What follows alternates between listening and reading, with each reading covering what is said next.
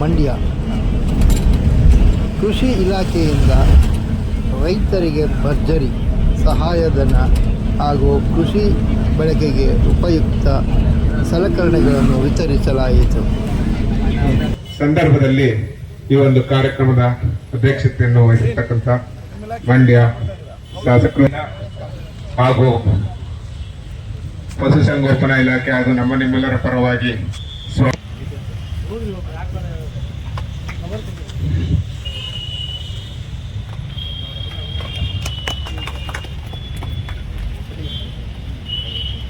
ಹಾಗೂ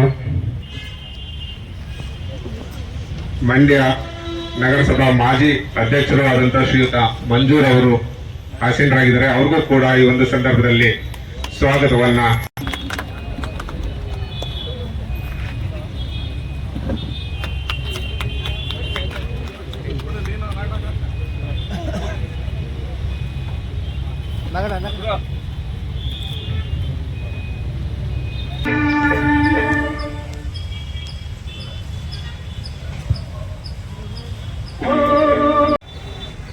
ಜಿಲ್ಲಾ ಉಸ್ತುವಾರಿ ಸಚಿವರು ಹಾಗೂ ಸನ್ಮಾನ್ಯ ಕೃಷಿ ಸಚಿವರಾದಂತಹ ಶ್ರೀ ಎನ್ ಚಲುವರಾಯ ಸ್ವಾಮಿಯವರ ಸಾರಥ್ಯದಲ್ಲಿ ನಮ್ಮ ಕೃಷಿ ಇಲಾಖೆಯಲ್ಲಿ ಹಲವಾರು ವಿನೂತನ ಕಾರ್ಯಕ್ರಮಗಳನ್ನ ವಿನೂತನ ಯೋಜನೆಗಳನ್ನ ಜಾರಿಗೆ ತರ್ತಾ ಇದ್ದೀವಿ.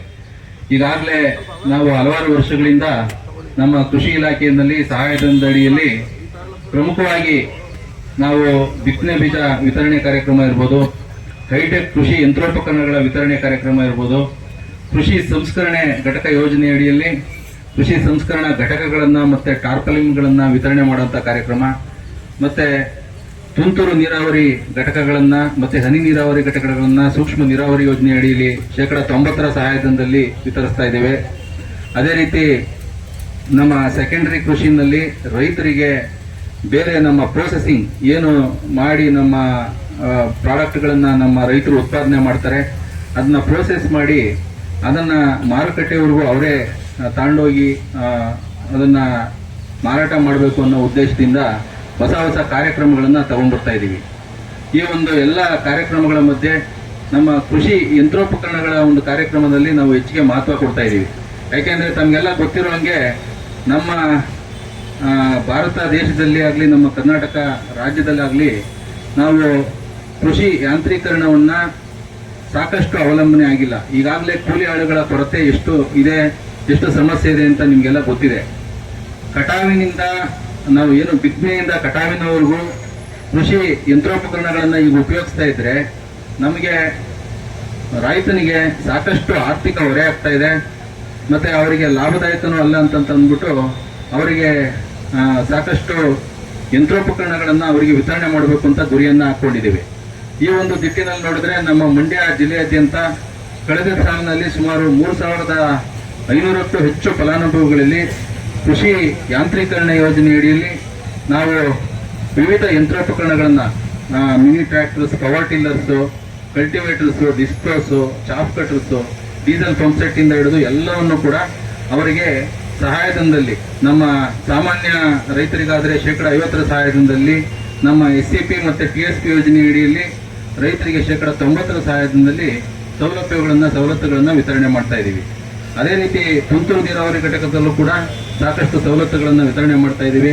ಈಗೆಲ್ಲ ಕಿಸಾನ್ ತಂತ್ರಾಂಶದಲ್ಲಿ ನಮ್ಮ ಕಂಪ್ಯೂಟರೀಕರಣಗೊಳಿಸಿ ಆನ್ಲೈನ್ ಮುಖಾಂತರ ಅರ್ಜಿಗಳನ್ನು ಸ್ವೀಕರಿಸಿಕೊಂಡು ನಮ್ಗೇನು ರೈತಗಳ ಅರ್ಜಿಗಳನ್ನ ಹಾಕ್ತಾ ಇದ್ದಾರೆ ಎಲ್ರಿಗೂ ಕೂಡ ಸವಲತ್ತು ಸಿಗೋ ತರ ನಾವು ಈ ಒಂದು ಕಾರ್ಯಕ್ರಮಗಳನ್ನ ಅನುಷ್ಠಾನ ಮಾಡ್ತಾ ಈ ಅಪ್ಪ ಹಾಕಿದ ಆಲದ ಮರ ಅಂತ ಹೇಳಿ ಹಳೆ ಬೇಸಾಯ ಪದ್ಧತಿಯನ್ಗೆ ನೀವು ಮಾರು ಹೋಗಿ ಇಳುವರಿನೂ ಕಡಿಮೆ ಆಗ್ತಾ ಇದೆ. ಈ ಕಡೆ ಸಾಲನೂ ಮಾಡ್ಕೋತಾ ಇದೀರಾ. ನಾವು ರೈತರಿಗೆ ಕಡಿಮೆ ಬಡ್ಡಿ ದರದಲ್ಲಿ ಸಾಲ ಕೊಡ್ತೀವಿ, ಶೂನ್ಯ ಬಡ್ಡಿ ದರದಲ್ಲಿ ಸಾಲ ಕೊಡ್ತೀವಿ, ಸಾಲ ತೀರ್ಸಕ್ಕೂ ಆಗ್ತಾ ಇಲ್ಲ. ಈಗ ವಿನೂತನ ಮಾದರಿಯ ವ್ಯವಸಾಯ ಪದ್ಧತಿಗಳು ಬಂದಿದೆ. ಯಂತ್ರೋಪಕರಣಗಳನ್ನ ನಾವು ಸಹಾಯಧನದಲ್ಲಿ ಕೊಡ್ತೀವಿ.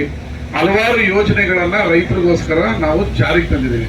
ಇದನ್ನೆಲ್ಲ ನೀವು ಸದುಪಯೋಗ ಪಡಿಸ್ಕೊಂಡು ಮಾದರಿ ರೈತನಾಗಿ ನಿಮ್ಮ ಜೀವನವನ್ನ ಕಟ್ಕೊಳ್ಳೋದಕ್ಕೆ ಸರ್ಕಾರಗಳು ಯಾವಾಗಲೂ ಸದಾ ನಿಮ್ಮ ಜೊತೆಲಿ ಇರುತ್ತೆ.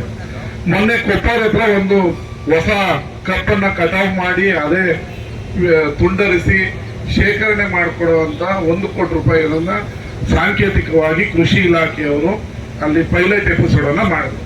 ಅಲ್ಲಿ ನಾನು ನೋಡಿದ್ರೆ ಒಂದು 1,000 ಜನ ರೈತರು ಬಂದಿದ್ದಾರೆ. 14 ಲಕ್ಷ ರೈತರಿದೆ.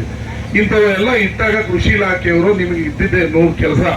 ಅದೇ ರಾಜಕೀಯ ಮಾತಾಡೋದು ಬನ್ನಿ ಅಂದ್ರೆ 2 ಅವರ್ ಮಾತಾಡ್ತೀರಿ, ಊರಿಗೆ ಬಂದ್ರೆ ಏನ್ ಜಗಳ ಆಡೋದಂದ್ರೆ 10 ಅವರ್ ಆಡ್ತೀರಿ. ಈ ಯಂತ್ರೋಪಕರಣಗಳು ಇಟ್ಟಾಗ ಇದನ್ನ ನಮ್ಮ ಕೃಷಿ ಇಲಾಖೆಯವರು ಅವ್ರ ಕಚೇರಿಯಲ್ಲಿ ಕೊಡೋಣ ಅಂತ ನಾನು ಹೇಳಿದೆ, ಬೇಡ ಸಿಲ್ವರ್ ಜೂಬ್ಲಿ ಪಾರ್ಕಲ್ಲಿ ಕೊಡೋಣ, ರೈತರಿಗೆಲ್ಲ ಗೊತ್ತಾಗ್ಬೇಕು. ಇವೆಲ್ಲ ನಾವು ಮುಂದೆ ನಾವು ತಗೊಂಡು ವ್ಯವಸಾಯ ಪದ್ಧತಿಯನ್ನ ಅಳವಡಿಸ್ಕೊಳ್ಬೇಕು ಅಂತೇಳಿ ಇಲ್ಲೇ ಸಿಲ್ವರ್ ಜೂಬ್ಲಿ ಪಾರ್ಕಲ್ಲಿ ಕೊಡೋಣ ಅಂತೇಳಿ ಡಿಸೈಡ್ ಮಾಡಿದ ನಮ್ಮ ನಾಗರಾಜು ಇನಿಷಿಯೇಟಿವ್ ತಗೊಂಡು ಫಾಸ್ಟ್ ಆಗಿ ಈ ಕೆಲಸನ ಮಾಡಿದ್ರು. ನೀವೆಲ್ಲ ಈಗ ಹೊಸ ನೂತನ ಬೇಸಾಯ ಪದ್ಧತಿ ಏನ್ ಬಂದಿದೆ ಅದನ್ನೆಲ್ಲ ಅಳವಡಿಸ್ಕೋಬೇಕು. ಇವತ್ತು 100 ಕೋಟಿ ರೂಪಾಯಿಯನ್ನ ಕಾಲುವೆ ಆಧುನೀಕರಣಕ್ಕೆ ನಾನು ತಗೊಂಡ್ ಬಂದಿದ್ದೀನಿ. 7 ಕೋಟಿ ರೂಪಾಯಿ ಟೆಂಡರ್ ಆಗಿ ಸ್ವಲ್ಪ ಹೇಳ್ತೀನಿ.